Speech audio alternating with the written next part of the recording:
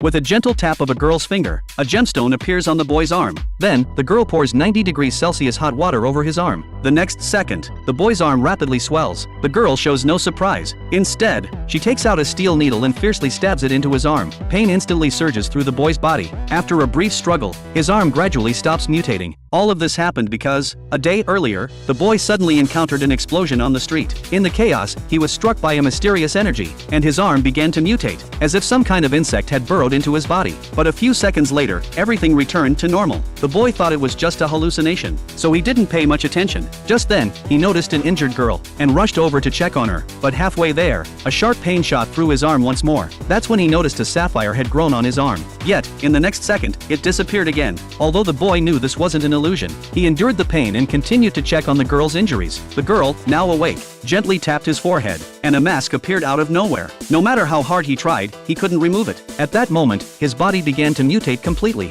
A white liquid enveloped him, and when it disappeared, the boy had fully transformed into a monster. Just then, soldiers arriving to investigate immediately opened fire on him. The pain briefly restored the boy's consciousness, and he began screaming for help. A nearby classmate recognized his voice, and immediately stopped the soldiers from shooting, knocking them out with just 2 strikes. Shortly after the boy was rescued, a massive fleshy sphere suddenly fell from the sky. From it crawled a terrifying monster, impervious to bullets, and even tank shells couldn't harm it. The monster began firing lasers around, slicing a building cleanly in half. Then, it targeted the boy, launching an attack. Relying on his remaining willpower, the boy fought back desperately. Just as he was about to be defeated, his classmate rushed over again, and began cheering for him. Bolstered by his classmate's encouragement, the boy gradually adapted to his mutated body, and soon defeated the monster. But, having lost control, he didn't stop, continuing to pummel the monster's lifeless body. At that moment, another girl descended from the sky, and instantly stopped his rampage.